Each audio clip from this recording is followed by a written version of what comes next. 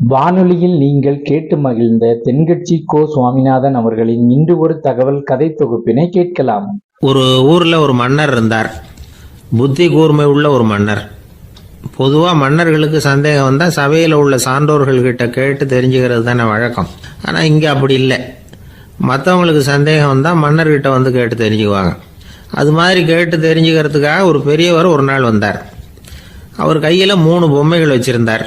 3 ஒரே மாதிரி பொம்மைகள், கொஞ்சம் கூட வித்தியாசம் தெரியல. ஏது இந்த பொம்மைன்னு கேட்டார் மன்னர். எனக்கு வேண்டியப்பட்ட ஒருத்தங்கிட்ட இருந்து இதை வாங்கிட்டு வந்திருக்கிறேன். நான் தான் அவன்கிட்ட இந்த பொம்மையை செஞ்சு கொடுக்க முடியா கேட்டுக்கிட்டேன். அவன் ரொம்ப புத்திசாலி, அவன் தான் இதை செஞ்சு கொடுத்தான். ஆனால் அதில் ஒரு சிக்கல் அப்படின்னார். என்ன பிரச்சனைன்னு கேட்டிருக்காரு இவர். நான் அவன்கிட்ட கேட்டது 3 விதமான பொம்மைகளாக இருக்கணும்னு கேட்டேன். அவன் என்னடான்னா 3 ஒரே மாதிரியாக செஞ்சு கொடுத்துட்டான் அப்படின்னார். அவங்ககிட்டயே கேட்கறது தானே அப்படின்னு இருக்காரு இவர். கேட்டேன், அவன் என்ன சொல்றான்னா இது 3 ஒரே மாதிரி பொம்மை கிடையாது, 3 விதம், ஒன்றுக்கு ஒன்று வித்தியாசம் இருக்குது. இந்த 3 பொம்மையும் 3 விதமான நண்பர்களுக்கு உதாரணங்கள் அப்படின்னு சொல்றான். எனக்கு ஒன்றும் புரியல, அதுதான் உங்ககிட்ட வந்தேன் அப்படின்னார். சரி, அந்த பொம்மைகளை இப்படி கொடுங்க அப்படின்னு வாங்கினார் மன்னர். எடுத்துக்கிட்டு உள்ளே போனார். கொஞ்ச நேரம் கழித்து வெளியில் வந்தார். அதுக்கப்புறம் சொன்னார், இதை பாருப்பா, அவன் சொன்னது சரிதான், 3 விதம் தான். இது இருக்குதே முதல் பொம்மை, இது உத்தமமான நண்பனுக்கு உதாரணம். இந்த 2வது பொம்மை இது மத்தியமமான நண்பனுக்கு உதாரணம்.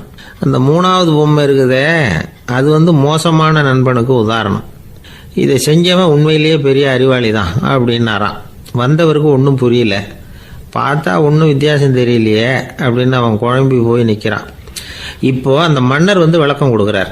அந்த 3 பொம்மையையும் எடுத்து முன்னாடி வச்சார். ஒரு மெல்லிய கம்பியை கையில் எடுத்தார். அந்த முதல் பொம்மை காதில் விட்டார். கொஞ்ச தூரம் உள்ளே போய் அப்படியே நின்றுட்டுது அந்த கம்பி. அப்புறம் 2வது பொம்மை காதில் அந்த கம்பியை விட்டார். அந்த கம்பி என்னாச்சுன்னா அப்படியே அது வாய் வழியாக வெளில வந்தது. 3வது பொம்மை காதில் கம்பியை செலுத்தினார். அது நேராக இன்னொரு காது வழியாக வெளியில் வந்தது. இப்போ இந்த முதல் வகை இருக்குதே, அது மாதிரியான நண்பர்கள் எப்படி தெரியுமா? நம்ம கஷ்டத்தை அவங்கக்கிட்ட சொன்னால் பேசாமல் கேட்டுக்குவாங்க. வெளியில் அதை யாருக்கிட்டையும் சொல்லிகிட்டு இருக்க மாட்டாங்க. வெளியில் தெரியாமல் நமக்கு உதவி பண்ணுவாங்க.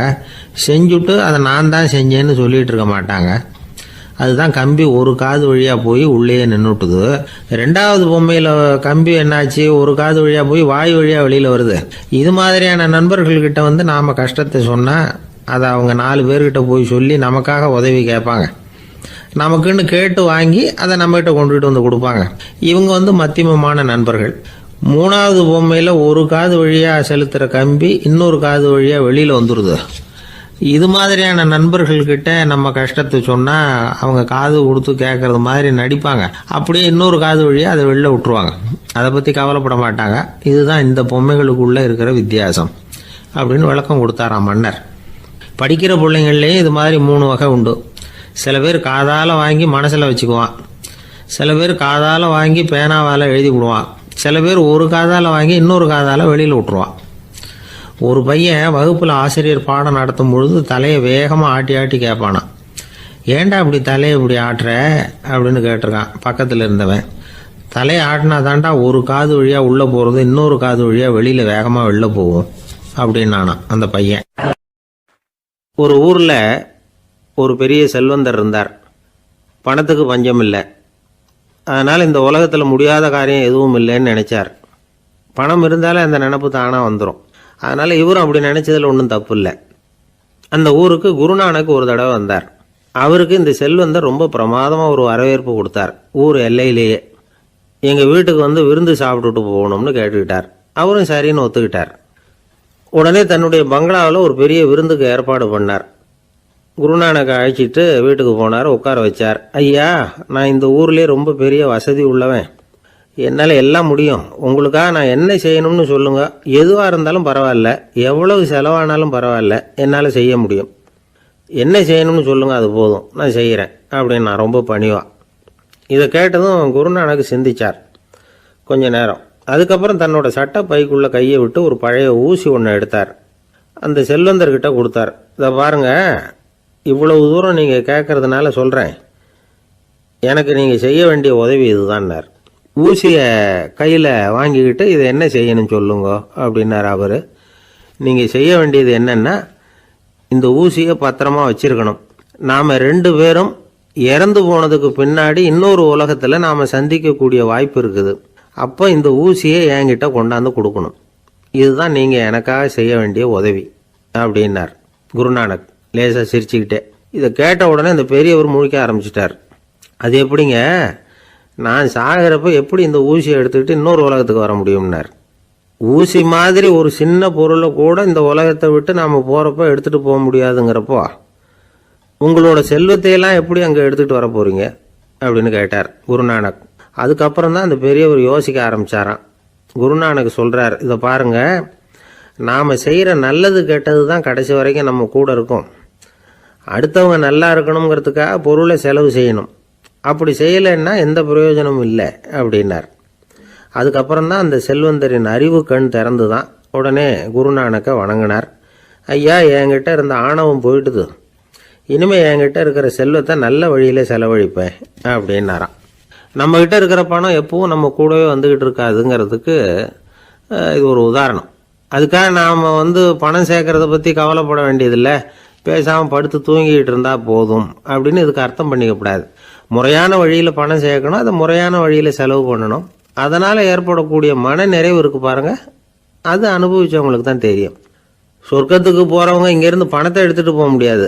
ஆனால் நம்ம செல்வத்தை இங்கே மற்றவங்களுக்கு பயன்பட செய்து அதனால் ஏற்படுற புண்ணியம் இருக்கு பாருங்க, அதை எடுத்துகிட்டு போக முடியுமா. இதுதான் ஆன்மீகவாதிகள்லாம் சொல்கிற கருத்து. ஜான் நியூட்டன் ஒருத்தர், அவர் சொன்னார், நான் எப்போவாவது சொர்க்கத்துக்கு போய் சேர்ந்தேன்னா அங்கே 3 அதிசயங்களை பார்ப்பேன்னார். என்னன்னு கேட்டாங்க. நான் யார் யார் இருக்க மாட்டாங்கன்னு நினச்சிக்கிட்டு இருந்தானோ அவங்களில் சில பேர் அங்கே இருப்பாங்க, அது ஒரு பெரிய அதிசயம்னார். சரி, அடுத்தது என்ன?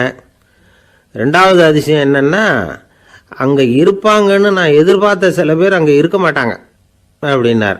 சரி, 3வது பெரிய ஆச்சரியம் என்ன அப்படின்னா, நான் அங்கே இருக்க பாருங்க, அதுதான் அந்த 3வது அதிசயம் அப்படின்னாராம். இருட்ட கண்டா பயம் உண்டாவதே அது ஏன்?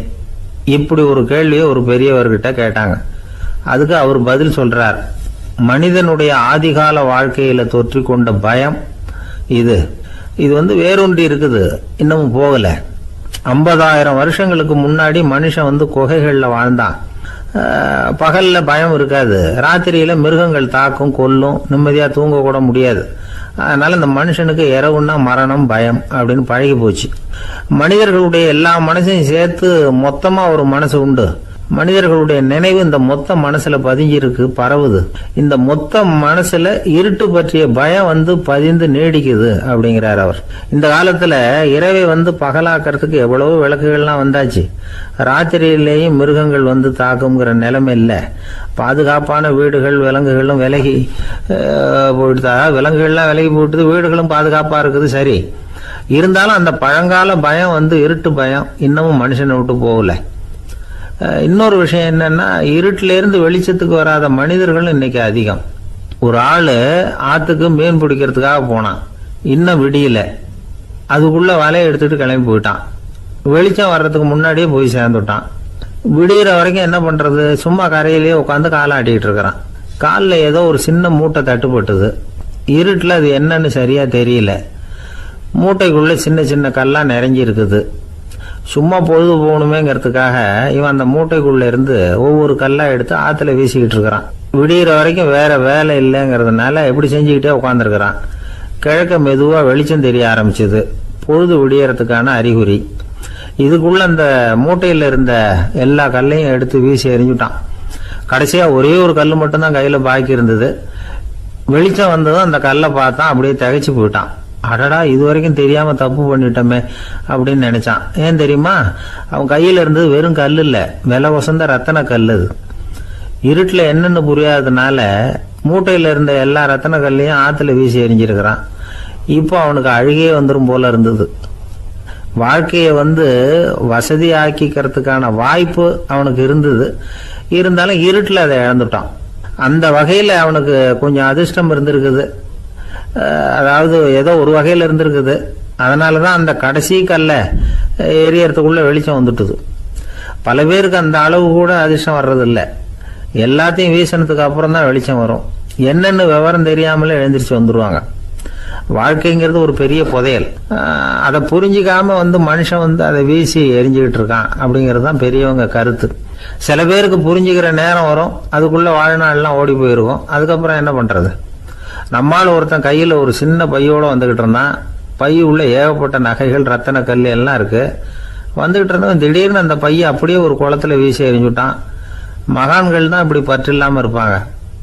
என்னங்க இது, விலை மதிப்புள்ள அந்த பையை இப்படி குளத்துல வீசி எறிஞ்சுட்டீங்களே, இதுக்கு என்ன அர்த்தம் அப்படின்னு கேட்டார் அவன் கூட வந்தவர். அவன் மெதுவா இவர் காதோட காதா சொல்றான், ஒரு போலீஸ்காரர் பின்னாடி வந்துகிட்டு இருக்கிறார், அவர் போனதுக்கு அப்புறம் இதை எடுத்துக்குவேன் அப்படிங்கிறான். ஒரு கணவன் மனைவி எப்போ பார்த்தாலும் அவங்க 2 பேருக்கும் இடையில சண்டை வந்துக்கிட்டே இருந்தது. இதில் என்ன ஆச்சரியங்கிறீங்களா? நான் அதுக்காக சொல்ல வரல, இது வேற விஷயம். அதாவது சண்டை போடாமல் இருக்கிறதுக்கு வழி சொல்கிற தகவல் இது. நான் சொன்ன அந்த கணவன் மனைவி எப்படின்னா, கணவன் ஒரு வார்த்தை சொன்னால் மனைவி கிட்டேருந்து 2 வார்த்தை பதிலாக வரும். இதுக்கு கணவன் கிட்டேருந்து 4 வார்த்தை பதிலாக வரும். இப்படி வார்த்தைகள் பெருகி போய் கடைசியில் வம்புல முடியும். அந்த அம்மா பொறுத்து பார்த்தாங்க, அவங்களால தாக்கு பிடிக்க முடியல. பக்கத்து வீட்லேயும் ஒரு கணவன் மனைவி இருந்தாங்க, அவங்களுக்குள்ள சண்டை வர்றதில்லை. அது எப்படி அவங்களால மட்டும் சண்டை போடாமல் இருக்க முடியுது அப்படின்னு இந்த அம்மாவுக்கு ஆச்சரியம். ஒரு நாள் நேராக பக்கத்து வீட்டு அம்மாக்கிட்டே போய், ஏம்மா நீங்கள் எப்படி கணவனும் மனைவியும் சண்டை போட்டுக்காமல் இருக்கிறீங்க, அது எப்படி முடியுது உங்களால் அப்படின்னு கேட்டாங்க.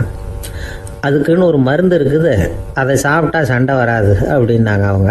சரிங்க, அந்த மருந்தை அவர் சாப்பிட மாட்டேன்னு சொல்லிட்டா என்ன பண்ணுறது அப்படின்னு கேட்டிருக்கிறாங்க இவங்க. அந்த மருந்து அவருக்கு இல்லைம்மா, உனக்கு தான் அப்படின்னாங்களாம் அவங்க. அப்படியா, அப்படின்னா கொடுங்க, ரொம்ப நல்லதாக போச்சு. அதை எப்படி சாப்பிட்றதுங்கிற விவரத்தையும் சொல்லுங்கள், எங்கே அது கிடைக்குங்கிறதையும் சொல்லுங்கள், வாங்கிக்கிறேன் அப்படின்னு கேட்டாங்களாம் இவங்க. வேறு எங்கேயும் போய் வாங்க வேண்டாம், என்கிட்டே இருக்க அந்த மருந்து அதில் கொஞ்சம் தர்றேன், வாங்கி வச்சுக்க. உன் வீட்டுக்காரர் உன்னோட சண்டையை ஆரம்பிக்கிறப்போலாம் நீ இந்த மருந்தில் 1 ounce வாயில் ஊற்றிக்கணும். அதை உடனே குடிச்சிடக்கூடாது, ஒரு 5 நிமிஷமாவது அது வாயில் இருக்கணும், அதுக்கப்புறம் குடிச்சிடலாம் அப்படின்னு சொல்லி ஒரு பாட்டில் மருந்தை இந்த அம்மா கிட்ட கொடுத்து அனுப்புனாங்களாம். மருந்தை எடுத்துக்கிட்டு இந்த அம்மா வீட்டுக்கு வந்திருக்கிறாங்க. வீடு பூட்டி இருந்ததுனால கணவன் வாசல்லையே காத்துக்கிட்டு இருக்கிறான். மனைவியை கண்டதும் சண்டை போட ஆரம்பிச்சிட்டான். வீட்டை பூட்டி விட்டு எங்கே போய் தொலைஞ்ச, எவ்வளோ நேரமாக ஒரு மனுஷன் வாசல்லையே காத்துட்டு கிடக்கிறது அப்படி இப்படின்னு கத்த ஆரம்பிச்சிட்டான். மனைவி இதுக்கு பதிலே சொல்லலை. அந்த அம்மா பேசாமல் வீட்டை திறந்தாங்க, சமையல் அறைக்குள்ளே போனாங்க, 1 ounce மருந்தை வாயில் ஊற்றிக்கிட்டாங்க. அன்னைக்கு சண்டை மேற்கொண்டு வளரவே இல்லை, நின்றுட்டுது. மருந்து பரவாயில்லை. அதுக்கப்புறம் பல சந்தர்ப்பங்களில் சண்டை வரும் போல் இருக்கிற போலாம் இந்த மருந்து அதை நிறுத்தியிருக்கு. பிரமாதமான மருந்தாக இருக்குது இதை கொஞ்சம் அதிகமாகவே வாங்கி வீட்டில் வச்சுக்க வேண்டியது தான் அப்படின்னு முடிவு பண்ணிட்டு இந்த அம்மா மறுபடியும் பக்கத்து வீட்டு அம்மாக்கிட்ட போனாங்க. எவ்வளவு விலையானாலும் சரி, நான் காசு கொடுத்து வாங்கி வச்சுக்கிறேன், எந்த கடையில் இருக்குது இந்த மருந்து சொல்லுங்க அப்படின்னு கேட்டாங்க. இந்த மருந்துக்கு விலையே கிடையாதுங்க, இலவசமாகவே கிடைக்கும்னாங்களாம் அவங்க. அது எப்படி விலையில்லாமல் இதை விற்க முடியுது அப்படின்னு கேட்டாங்களாம் இவங்க. அது மருந்தாக இருந்தால் தானே விலை வைக்கிறதுக்கு, அது வெறும் தண்ணி தானே அப்படின்னாங்களாம். வெறும் தண்ணியாக சண்டையை நிறுத்துது அப்படின்ட்டு இருக்காங்க இவங்க. அது சண்டையை நிறுத்தலை, உன்னோட மௌனம் தான் சண்டையை நிறுத்துது. நீ வாயில் தண்ணியை வச்சுக்கிறதுனால எதிர்த்து பேசுறதில்ல, அதனால் உன்னுடைய கணவர் கோபம் சாந்தமாயிடுது அப்படின்னாங்களாம் அவங்க. இந்த கதையிலேருந்து சண்டையை நிறுத்துற மருந்து எதுன்னு தெரிஞ்சுக்கிட்டோம் இல்லையா? ஒருத்தர் என்ன பண்ணார், பாட்டிலில் தண்ணியை ஊற்றி வச்சுக்கிட்டு அவர்கிட்ட வர்றவங்களுக்கெல்லாம் இதை சிபாரிசு பண்ணலாம்னு நினச்சிக்கிட்டு உட்காந்துருந்தார். ஒரு அம்மா வந்தாங்க. இதை கேட்டுவிட்டு இதையே ஒரு மருந்து மாதிரி கொடுக்கலாம்ங்கிறது அவர் முடிவு. அதனால் பாட்டிலில் தண்ணி அடித்து வச்சுக்கிட்டு அதில் கலருக்காக என்னத்தையோ ஒரு ஜீரகம் அது மாதிரி எதையாவது கலந்து வச்சுக்கிட்டு ஒரு மருந்து மாதிரி ஒரு பாவனையில் வச்சுக்கிட்டு உட்காந்துருக்காரு. யாராவது வீட்டில் சண்டைன்னா என்கிட்ட வாங்க மருந்து தரேன்னு.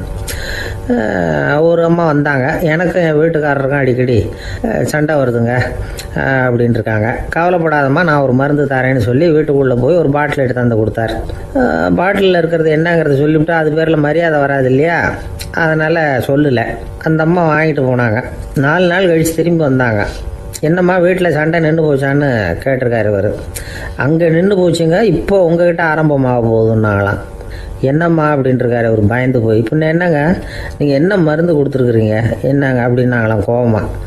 அது வெறும் தண்ணி தானே அப்படின்ட்டுருக்காரு இவர். தண்ணியாக இது நல்லா பாருங்கள் அப்படின்னு அந்த பாட்டிலில் நீட்டினாங்களாம். இவர் வாங்கி பார்த்துருக்காரு. அப்புறம் தான் விஷயம் புரியுது அவருக்கு. இவர் கை தவறுதலாக அவங்க வீட்டில் இருந்த மண்ணெண்ணெய் பாட்டில் எடுத்து அவர்கிட்ட கொடுத்துருக்குறாங்க. அப்புறம் என்ன ஆகும்? சண்டை வராது. இந்த உலகத்தில் நாம் நல்லபடியாக இருக்கணும்னா அதுக்கு முக்கியமாக தேவைப்படுறது 2. ஒன்று செல்வம், இன்னொன்று அறிவு. சரி, இது 2ல் சிறந்தது எது அப்படின்னு ஒரு கேள்வி கேட்டால் என்ன பதில் சொல்கிறது? இதே கேள்வியை ஹஸ்ரத் அலி அவர்கள்கிட்ட கேட்டாங்களாம். அவர் ஒரு பெரிய அறிஞர். கேள்வி கேட்டவங்களும் சாதாரண ஆட்கள் இல்லை, இவங்களும் அறிஞர்கள். ஒரு நாள் ஹஸ்ரத் அலி அவர்கள்கிட்ட 10 அறிஞர்கள் வந்தாங்களாம். ஐயா, நாங்கள் 10 பேரும் உங்ககிட்ட ஒரே கேள்வியை தான் கேட்க வந்திருக்கிறோம், ஆனால் எங்கள் 10 பேருக்கும் நீங்கள் தனித்தனியாக பதில் சொல்ல முடியுமா அப்படின்னு கேட்டிருக்காங்க. அதாவது அவங்க ஒரே கேள்விக்கு இவர்கிட்ட இருந்து 10 விதமான பதில் எதிர்பார்க்குறாங்க. சரி கேளுங்க, என்ன கேள்வி அப்படின்னார் அவர். அப்போ தான் அவங்க கேட்டாங்களாம், செல்வம் அறிவு இது 2ல் சிறந்தது எது? இதுதான் கேள்வி. ஹஸ்ரத் அலி என்ன பண்ணார் தெரியுமா? அவங்கள ஒவ்வொருத்தராக கூப்பிட்டார், ஒவ்வொரு விதமான பதிலை சொல்லி அனுப்புனார். முதல்ல ஒருத்தரை கூப்பிட்டார், சொன்னார், அறிவுங்கிறது தீர்க்கதரிசிகள், ஞானிகள், மகான்கள் இவங்களோட பரம்பரை சொத்து. ஆனால் செல்வம்ங்கிறது கொடுங்கோலரின் ஆயுதம், அதனால் அறிவு தான் சிறந்தது அப்படின்னார். 2வது ஆளை கூப்பிட்டார், உங்ககிட்ட செல்வம் இருந்தால் நீங்கள் தான் அதை காப்பாற்றணும், ஆனால் அறிவு உங்களை எப்பவும் காப்பாற்றும், ஆகவே அறிவு தான் சிறந்தது அப்படின்னார். 3வது ஆளை கூப்பிட்டார், செல்வந்தனுக்கு எப்போதும் விரோதிகள் அதிகம், ஆனால் அறிஞனுக்கு நண்பர்கள் அதிகம், அதனால் அறிவு தான் சிறந்ததுன்னார். அடுத்தவரை கூப்பிட்டார், செல்வம் அடுத்தவங்களுக்கு கொடுக்க கொடுக்க குறையும், ஆனால் கல்விங்கிறது அதிகரிச்சுக்கிட்டே வரும், கொடுக்கறதுனால குறையாது, அதனால் அறிவு தான் சிறந்ததுன்னார். இன்னொருத்தரை கூப்பிட்டார், அறிவுள்ளவன் எப்பவும் அதை அடுத்தவங்களுக்கு வாரி வழங்கிக்கிட்டே இருப்பான், அதனால் அவங்ககிட்ட தாராளத்தன்மை இருக்கும், ஆனால் செல்வந்தன்கிட்ட கஞ்சத்தனம் தான் இருக்கும், அதனால் அறிவு தான் சிறந்ததுன்னார். 6வது நபரை கூப்பிட்டார், செல்வத்தை கள்வர்கள் திருடிட்டு போக முடியும், ஆனால் அறிவை அப்படி திருடிட்டு போக முடியாது அப்படின்னார். 7வது நபரை கூப்பிட்டார், செல்வம் கால ஓட்டத்தில் அழிஞ்சிரும், ஆனால் அறிவை கால ஓட்டம் ஒன்றும் பண்ண முடியாது, ஆகவே அறிவே சிறந்ததுன்னார். 8வது ஆளை கூப்பிட்டு சொன்னார், செல்வத்துக்கு எப்பவும் எல்லை உண்டு, நிறை உண்டு, அளவு உண்டு, கணக்கு உண்டு, ஆனால் அறிவுக்கு அப்படிப்பட்ட எல்லை எதுவும் கிடையாது, அதனால் அதுதான் சிறந்ததுன்னார். அடுத்தவனை கூப்பிட்டார், செல்வம் உள்ளத்தில் உள்ள ஒளியை போக்கிவிடும், இருட்டை உண்டாக்கிவிடும், விரிந்த மனப்பான்மையை குறுகலாக்கிவிடும், ஆனால் அறிவு அப்படி இல்லை, இருண்ட உள்ளத்தில் ஒளியை பாய்ச்சி அதை விசாலப்படுத்துது, அதுதான் சிறந்ததுன்னார். கடைசியாக 10வது நபரை கூப்பிட்டார், செல்வம் மனசில் செருக்கை உண்டாக்குது, ஆணவத்தை ஏற்படுத்துது, அதனால் நானே கடவுள்னு நினைக்கிற அளவுக்கு மனுஷனை தாழ்த்தி விடுது, ஆனால் அறிவு பணிவையும் பண்பாட்டையும் வளர்க்குது, அதனால் அறிவு தான் சிறந்ததுன்னார். ஆக இப்படி 10 பேருக்கும் 10 விதமாக பதில் சொன்னது மூலமாக ஹஸ்ரத் அலி அவர்கள் அறிவு தான் செல்வத்தை விட சிறந்தது அப்படிங்கிறதுக்கு 10 காரணங்களை சுட்டி காட்டியிருக்கார். அந்த அறிஞர் 10 பேர் கேட்ட ஒரே கேள்விக்கு 10 பதில் சொன்னார். நமக்கு வேண்டிய ஒருத்தர் 10 பேர் கேட்ட கேள்விக்கு ஒரே பதில் சொல்லி சமாளித்தார். கேள்வி என்ன தெரியுமா? என்கிட்ட வாங்கின கடனை எப்போயா திருப்பி கொடுக்க போகிற? இதுதான் அந்த 10 பேரும் கேட்ட ஒரே கேள்வி. இந்த மாதம் 26ஆம் தேதி தந்துடுறேன் அப்படிங்கிற ஒரே பதில் சொல்லி அவ்வளவு பேரையும் இவர் அனுப்பி வச்சுட்டாராம். எல்லாரும் போனதுக்கப்புறம் இவரை தனியாக கூப்பிட்டு கேட்டிருக்கிறாங்க, அது என்ன சார் கணக்கு 26ஆம் தேதி, அன்னைக்கு என்ன அதிசயம் நடக்க போகுது அப்படின்னு கேட்டிருக்காங்க. அதிசயம் அன்னைக்கு இல்லை, அதுக்கு நாளே நடக்க போகுதுன்னாராம். விவரமாக சொல்லுங்கன்னு இருக்காங்க. வேற ஒன்றும் இல்லைங்க, 26ஆம் தேதி தானே எல்லாரையும் வர சொல்லியிருக்கிறேன், அதுக்கு நாளே நான் புறப்பட்டு தலைமறைவாயிட போகிறேன் அப்படின்னாராம் ரொம்ப பெருமையாக. ஒரு மாணவனை பார்த்தேன், என்ன தம்பி படிப்புலாம் எப்படி இருக்குது அப்படின்னு விசாரித்தேன். அவன் ரொம்ப அழுத்துக்கிட்டான். நான் நல்லா தான் சார் படிக்கிறேன், இருந்தாலும் புத்தியில் சரியாக ஏற மாட்டேங்குது சார் அப்படின்னா. சரி, இவனும் நம்ம ரகம்தான் அப்படின்னு சொல்லி முடிவு பண்ணிக்கிட்டோம். கல்வி கற்கக்கூடிய ஒரு மாணவன் சம்பந்தப்படுற புத்திகள் பல வகை. அதை பற்றி ஒரு பெரியவர் விளக்கி இருக்கிறார். மிருத்து புத்தின்னு ஒன்று இருக்குதான். மிருத்துன்னா மண்ணால் செவுறு கட்டுறோம்ல, மண் சுவரில் ஆணி அடிக்கிறதும் சுலபம், அதை பிடுங்கி எடுக்கிறதும் சுலபம். அது மாதிரி சில பேர் குரு சொல்லி கொடுக்குறத சுலபமாக கேட்டு தெரிஞ்சு வச்சுக்குவாங்க, கொஞ்ச நேரத்தில் சுலபமாக மறந்தும் போயிடுவாங்க. இது மிருத்து புத்தின்னு பேர், மண் புத்தி. தாரு புத்தின்னு ஒன்று உண்டான். தாருன்னா மரம், அதில் பச்சை மரத்தில் ஆணி அடிக்கிறது சுலபம், ஆனால் அதை எடுக்கிறது கஷ்டம். அது மாதிரி ஆசிரியர்கிட்ட இருந்து கேட்டதை கவனமாக மனசில் பதிய வச்சுக்கிட்டு அதை மறக்காமல் இருக்கிறது தாரு புத்தி. பட்டை மரமாக இருந்தால் அதில் ஆணி அடிக்கிறதும் கஷ்டம், அடிக்கிற ஆணியும் சீக்கிரம் நழுவிடும். அது மாதிரி கேட்குற விஷயம் மனசில் பதியறதும் கஷ்டம். அப்படியே பதிஞ்சாலும் அது நீடிச்சு இருக்கிறதும் கஷ்டம், கொஞ்ச காலத்தில் மறந்துடும். இன்னொரு வகை புத்தி ஒன்று உண்டு, அதுக்கு பேர் சிலா புத்தின்னு பேர். சிலான்னா கல். ஒரு கருங்கல்லில் 4 துளையை போட்டு ஒரு துளையில் உளியை வச்சு அடித்தா மற்ற துளை வழியாகவும் பிளந்து கல் 2 ஆகிடும். அது மாதிரி சந்தியான இடங்களில் குறிப்பாக ஒரு பொருளை சொன்னால் அதை வச்சுக்கிட்டு மற்றதையும் தெரிஞ்சுக்கிறது, அது சிலா புத்தின்னு பேர். வேணு புத்தின்னா என்ன தெரியுமா? வேணுன்னா மூங்கில் கணுவில் ஒரு பக்கம் உளியை வச்சு அடித்தா 2 பக்கமும் பிளந்துடும். அது மாதிரி ஒரு செய்தியை கேட்டுக்கிட்டு இருக்கிறப்பவே அதோட முன்பின் தொடர்களையும் தெரிஞ்சுக்கணும், அது வேணு புத்தி. தைல புத்தின்னு ஒன்று உண்டு. தைலம்ங்கிறது எண்ணெய். தண்ணியில் ஒரு துளி எண்ணெயை விட்டால் அது தண்ணி பூரா பரவி போடுதில்ல, அது இப்படி பரவுறது மாதிரி ஆசிரியர் சுருக்கமாக ஒரு கருத்தை சொன்னால் அதை வச்சுக்கிட்டு பூரா விஷயங்களையும் தெரிஞ்சுக்கணும், அது தைல புத்தி. கற்பூர புத்தின்னு ஒன்று கேள்விப்பட்டிருக்கோம். அது எப்படின்னா, கற்பூரம் தீ பட்ட உடனே பிடிச்சிக்கும். ஆசிரியர் சொன்ன உடனே நுண்ணறிவோட பாடங்களை புரிஞ்சுக்கிறது இந்த வகை புத்தி. கரி புத்தின்னு ஒன்று.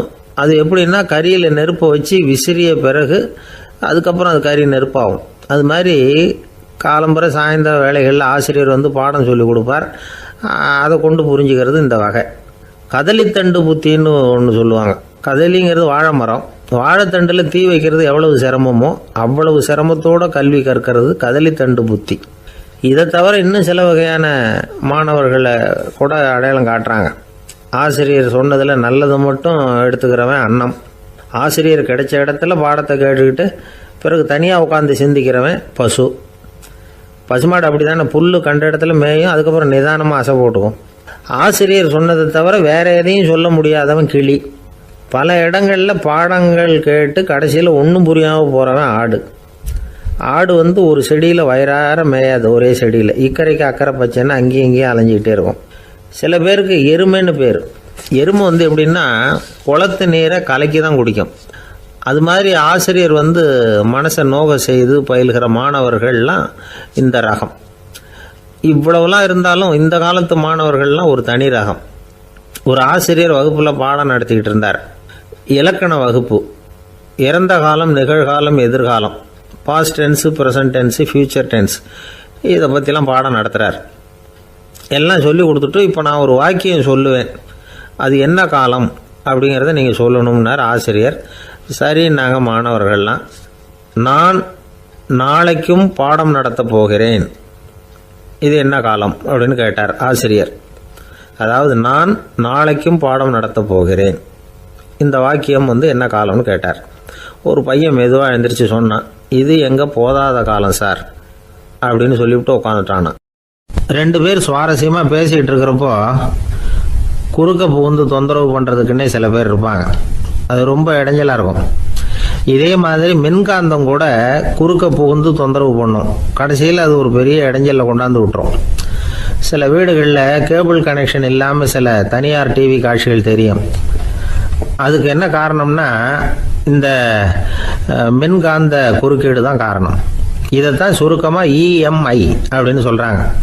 அதாவது எலக்ட்ரோ மேக்னெட்டிக் இன்டர்ஃபியரன்ஸ். இது ஏற்படக்கூடிய இடங்கள் எது எதுன்னு எடுத்துக்கிட்டா அது ஒரு பெரிய பட்டியலாகவே போயிடும். இந்த இஎம்ஐ தொந்தரவு கேபிள் டிவியில் மட்டும்தான் இல்லை, ராக்கெட் ஏவுதளத்தில் உள்ள ரேடார்கள், அங்கே உள்ள சில சக்தி வாய்ந்த தொலைத்தொடர்பு சாதனங்கள், விமான தளங்களில் உள்ள ரேடார்கள், கப்பல் தளங்களில் பொருத்தப்பட்டிருக்கக்கூடிய சக்தி வாய்ந்த ஆண்டனாக்கள், இப்படி நிறைய சொல்லலாம். காவல் நிலையங்களில் பயன்படுத்தப்படுகிற வயர்லெஸ் தொடர்பு சாதனங்கள் கூட ஓரளவுக்கு இந்த மின்காந்த அலைகளை வெளியிடும். நம்ம வீட்டில் உட்காந்துக்கிட்டு ரேடியோ கேட்டுக்கிட்டு இருப்போம் அல்லது டிவி பார்த்துக்கிட்டு இருப்போம். அந்த சமயத்தில் பக்கத்து தெருவில் ஒரு மோட்டார் சைக்கிள் அல்லது காரு, குறிப்பாக பெட்ரோல் இன்ஜின், அது போகிறப்போ அதில் உள்ள மின்கலத்தில் அதாவது மேக்னட்டோ பேட்டரியிலிருந்து வெளிப்படுகிற மின்காந்த அலை இங்கே டிவியிலையும் ரேடியோவிலையும் கரகரப்பை உண்டு பண்ணும். சரி, இது வந்து பெருசாக என்ன இடைஞ்சலை உண்டு பண்ணிட போகுது அப்படின்னு நாம் அலட்சியமாக நினைக்கலாம். வயசானவங்களுக்கு மறதி நோயின்னு ஒன்று வரும்ல, அல்ஷமீர், அதாவது மூளையில் உள்ள செல்கள் வந்து செயலிழந்து போயிடுறது. அது செய்ய வேண்டிய வேலையை மறந்துடும். மனைவியே எதிரில் வந்து நின்னா கூட உன்னை எங்கேயோ பார்த்தது மாதிரி தெரியுதே அப்படின்னு சொல்லிட்டு இருப்பாங்க. அப்படி ஒரு மறதி. இந்த விசித்திரமான நோய்க்கு இதுவரைக்கும் மருந்தே இல்லைன்னு வேற சொல்றாங்க. இந்த மைக்ரோ ஓவன் அப்படின்னு சொல்லக்கூடிய சமையல் அடுப்புகள் கூட மின்காந்த அலைகளை வந்து வெளியிடுது. சமயத்தில் சில தொழிற்சாலைகளில் கூட பெரிய விபத்துக்களை இந்த இஎம்ஐ உண்டு பண்ணிவிடும்.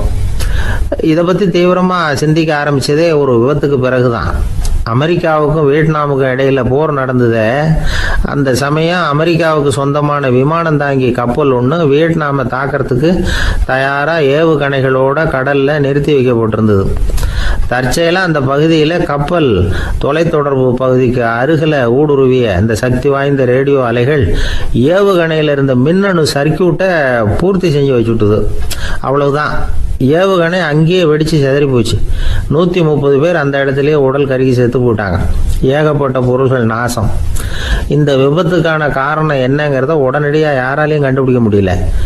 ரொம்பவும் கடுமையாக முயற்சி பண்ணி கடைசியாக கண்டுபிடிச்சாங்க, இது வந்து இந்த இஎம்ஐ வேலை தான் அப்படின்னு.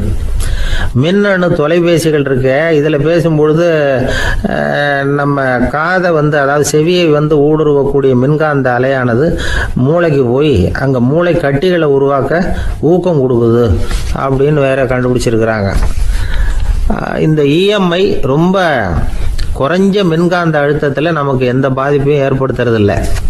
மின்காந்த அலைகள் அழுத்தத்தோடு இருக்கிற இடங்களில் ரொம்ப நேரம் இருந்தோம்னா நம்ம உடம்பின் வெப்பநிலை 2 டிகிரி செல்சியஸ் வரைக்கும் அதிகரிக்குதாம்.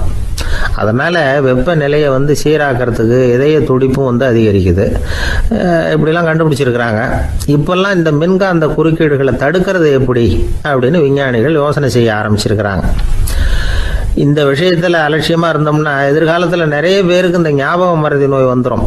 அப்புறம் அது ரொம்ப கஷ்டமாக போயிடும். ஒரு குடும்ப தலைவர் தன் மனைவியை பார்த்து, யார் நீ, உன்னை எங்கேயோ பார்த்தது மாதிரி இருக்குதே அப்படின்னு சொல்லிக்கிட்டு இருந்தார். உடனடியாக அவரை போய் பார்த்தேன். வாங்க டாக்டர்கிட்ட போகலாம் அப்படின்னு. அவர் என்னை தனியாக அழைச்சிட்டு போய் காதோட காதாக மெதுவாக சொல்கிறார், இதை பார்ப்பா, என் கையில் பணம் இல்லாத போகலாம் அப்படி மறதி நோய் வந்துட்டது மாதிரி நடிச்சுக்கிட்டு இருப்பேன், அவ்வளவுதான், அதை நீ கண்டுக்காத அப்படின்னார். லோகமானிய பால கங்காதர திலகர் இருந்தார்ல, அவருக்கு 15 வயசுலேயே கல்யாணம் நடந்துதான். மனைவி பேர் தபிபாய். ரொம்ப பெரிய குடும்பத்து பொண்ணு, நல்ல குணம். அவங்க குடும்பம் நடத்திக்கிட்டு இருக்கிறாங்க. அந்த காலத்தில் திருடர்கள் பயம் அதிகம். இந்த காலத்தில் மட்டும் என்னன்னு கேட்குறீங்களா? நீங்கள் கேட்குறது நியாயம்தான். இருந்தாலும் இந்த காலத்து திருடனுக்கும் அந்த காலத்து திருடனுக்கும் ஒரு முக்கியமான வித்தியாசம் உண்டு. அதாவது அந்த காலத்து திருடன்லாம் நியாயம் அநியாயம் பார்க்கறது உண்டு, இந்த காலத்தில் அப்படி பார்க்கறது இல்லை. அந்த காலத்தில் திருட வர்றவங்கள்ட்ட கூட ஒரு தார்மீக உணர்வு உண்டாம். அதாவது அப்போ உள்ள கொள்ளைக்காரங்க எதை களவாடினாலும் சரி, அரிசியை மட்டும் களவாடுறது இல்லையா, அப்படி ஒரு கொள்கை. அதனால் பாருங்கள், அந்த காலத்து பெண்கள் வந்து நகை நட்டுகளை பத்திரமா வைக்கணும்னா பெட்டியில் வைக்கிறது இல்லை, அரிசி பானையில் போட்டு வச்சு விடுறது. இப்போல்லாம் பேங்க்கில் வந்து சேஃப்டி லாக்கர்னு இருக்குல்ல, அது மாதிரி அந்த காலத்தில் வந்து சேஃப்டி லாக்கருங்கிறது அரிசி பானை. இந்த வளையல், மூக்குத்தி, தோடு இப்படி எதுவாக இருந்தாலும் அதில் போட்டு பத்திரமா வச்சுருவாங்க. திருடன் வந்து அரிசி பானை பக்கம் போகிறதில்ல. ஏன்னா சாப்பிட்ற விஷயத்தில் கை வைக்கக்கூடாது, அது பாவம் அப்படின்னு அவன் நினைக்கிறான். திலகரோட மனைவி தபிபாயும் அதே மாதிரி தன்னுடைய ஆபரணங்களை ஒரு அரிசி பானைக்குள்ளே போட்டு மூடி வச்சுருந்தாங்களாம். இப்படி இருந்தப்போ ஒரு நாள் ஒரு பிச்சைக்கார பொண்ணு வீடு வீடாக பிச்சை கேட்டுக்கிட்டே வந்திருக்குது. திலகர் வீட்டுக்கும் வந்து தர்மம் போடுங்க தாயே அப்படின்னு தான் அந்த பொண்ணு. அந்த அம்மா தபிபாய் காதில் இது விழுந்திருக்கு.